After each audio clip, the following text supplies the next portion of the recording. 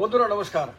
আপনারা ইদানিং প্রোটেম স্পিকার নিয়ে অনেক নিউজ দেখেছেন, অনেক আলোচনা, তর্ক বিতর্ক, কংগ্রেস এবং বিজেপির মধ্যে তর্কযুদ্ধ ইত্যাদি অনেক কিছু দেখছেন এবং প্রায় প্রতিদিনই নিউজের মধ্যে ঘুরে ফিরে আপনার প্রোটেম স্পিকার ঘুরে ফিরে আসে। তো প্রোটেম স্পিকার কি সেটা নিয়ে আপনাদের মনের মধ্যে একটা কোশ্চেন থাকা খুব স্বাভাবিক, কারণ স্পিকার কথাটা আপনারা শুনেছেন খুব ভালো করেই। আপনারা বিধানসভাতেও স্পিকার আছে জানেন, লোকসভাতেও স্পিকার আছে জানেন, রাজ্যসভাতেও স্পিকার আছে জানেন। সুতরাং স্পিকার নামটার সঙ্গে তো আপনারা পরিচিত। প্রোটেম স্পিকার কি?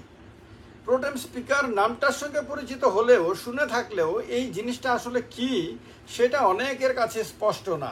তার কারণে এই ভিডিওতে আমরা প্রোটেম স্পিকার নিয়ে আমরা আলোচনা করব।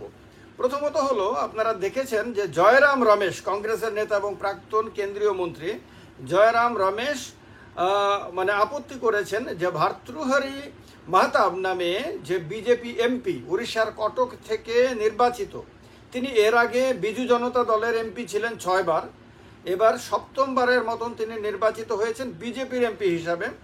তাকে রাষ্ট্রপতি দ্রৌপদী মুর্মু আপনার প্রোটেম স্পিকার হিসেবে নিযুক্ত করেছেন।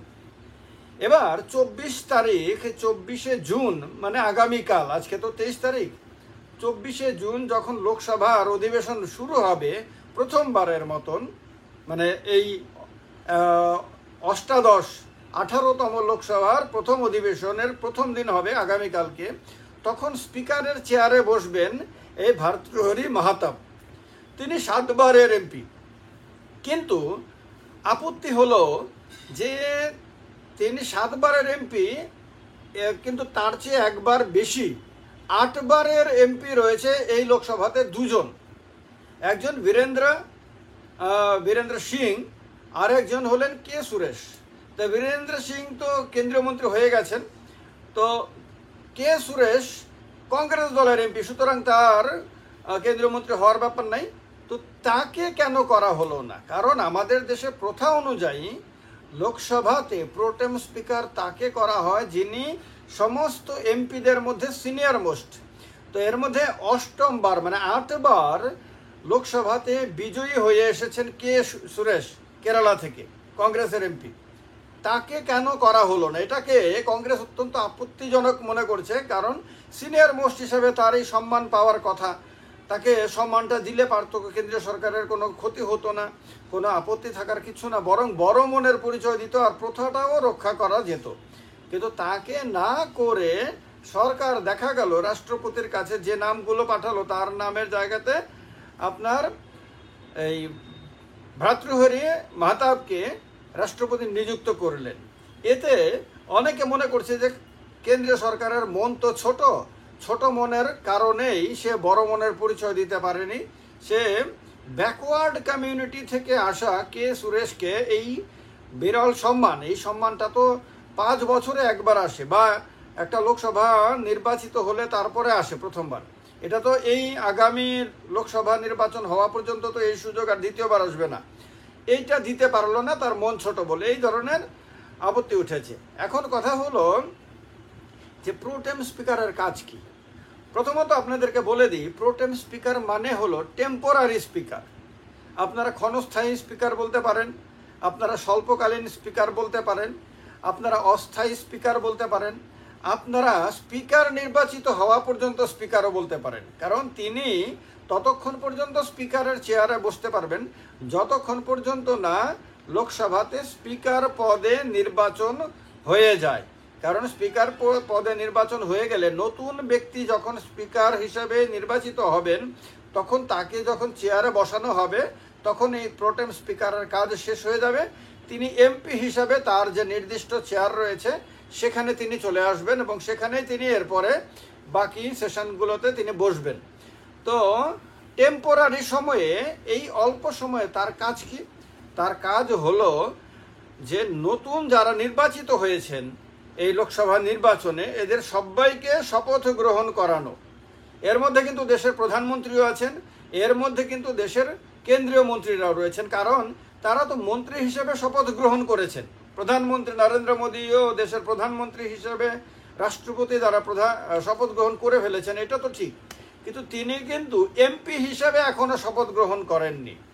এমপি হিসেবে শপথ গ্রহণ করবেন লোকসভাতে, আর সেখানে তাকে শপথ গ্রহণ রাষ্ট্রপতি করাবেন না, এই প্রোটেম স্পিকার করাবেন। তো প্রোটেম স্পিকারের একটা বড় কাজ হলো যে আগামী 24 তারিখ আর 25 তারিখ, মানে আগামীকাল আর পরশু দিন, এই দুদিনে তিনি লোকসভার সমস্ত সদস্য যারা হয়েছেন সবাইকে তিনি শপথ গ্রহণ করাবেন। আর এরপরে তিনি 26 তারিখ লোকসভার স্পিকার নির্বাচনের কাজটা সম্পন্ন করবেন। ওই সময়টাতে স্পিকারের চেয়ারে বসে যে নিয়ম অনুযায়ী যা যা করা সব তিনি করবেন। তো এই দুটো কাজ শেষ হয়ে গেলে পরে তার এই চেয়ারে আর দরকার থাকবে না, তিনি তখন নেমে আসবেন। এখন কথা হলো, তিনি যে সবাইকে শপথ গ্রহণ করাবেন, তাকে কে শপথ গ্রহণ করিয়েছে? তাকে শপথ গ্রহণ করিয়েছেন দেশের রাষ্ট্রপতি দ্রৌপদী মুর্মু। এটাই আমাদের সাংবিধানিক নিয়ম এবং সংবিধানে এরকমভাবেই নির্দেশ দেওয়া আছে। এখন তিনি যতক্ষণ প্রোটেম স্পিকার থাকবেন, তাকে সাহায্য করার জন্য একটা প্যানেল অফ চেয়ারপারসনস থাকে। তাতে বিভিন্ন রাজনৈতিক দলের, যেমন ডিএমকে এর একজন আছে, তৃণমূল কংগ্রেসের একজন আছে, বিজেপির আছেন, আবার কংগ্রেসের আছে, এই বিভিন্ন দল থেকে কয়েকজন এমপিকে নিয়ে গিয়ে একটা প্যানেল অফ চেয়ারপারসনস করা হয়। তো এই চেয়ারপারসনরা তাকে সাহায্য করবেন এই 2 দিন বা 3টি দিন। তো এই হলো মূলত তার কাজ। এই সময় তিনি অন্য কোনো কাজ করবেন না, অন্য কোনো তার কাজও থাকবে না, কারণ তিনি রেগুলার স্পিকার না।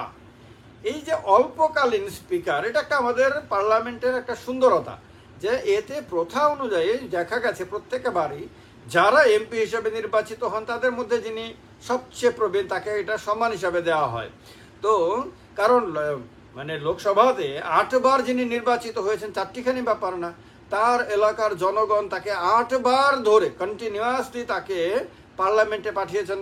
তো তারা তার উপরে বিশ্বাস রেখেছেন, আস্থা রেখেছেন। তো সুতরাং তাকে এই সম্মান দিয়ে সম্মানিত করা, এটার মধ্যে কোনো ধরনের খারাপ কিছু না, বরং এতে সরকারের বড় মনেরই পরিচয় পাওয়া যায়। কিন্তু দুর্ভাগ্যবশত এই কাজটা হলো না, যেটা করলে পরে বরং বিজেপি সরকারের গ্ল্যামারটা বাড়ত। কিন্তু এটা ঠিক যে এইবারে বিজেপি কোনো রকম রিস্ক নিতে রাজি না, কারণ স্পিকার পদের নির্বাচন নিয়ে দড়ি টানাটানি চলছে। হ্যাঁ, কারণ বিজেপি এখনো নিশ্চিত হতে পারছে না যে স্পিকার বিজেপি থেকে কাউকে করতে পারবে তারা। টিডিপি এখনো তার দাবি ছাড়েনি। ইন্ডিয়া অ্যালায়েন্স এখনো বিষয়টার মধ্যে একেবারে দৃঢ়ভাবে তারা দৃষ্টি নিক্ষেপ করে রেখেছে, কারণ তারা চাইছে এই একটা সূত্রকে কেন্দ্র করে আগামী মানে এই সরকারকে একটা বিপাকে ফেলার সুযোগ খোঁজা যায়। তো সুতরাং একটা চ্যালেঞ্জিং সিচুয়েশন, এই চ্যালেঞ্জিং সিচুয়েশনে প্রোটেম স্পিকার বিজেপির হয়তো মনেও হয়েছে যে প্রোটেম স্পিকারের অধীনে যদি স্পিকারের নির্বাচন হয় তাহলে সেক্ষেত্রে অসুবিধা হতে পারে কোনো রকমভাবে।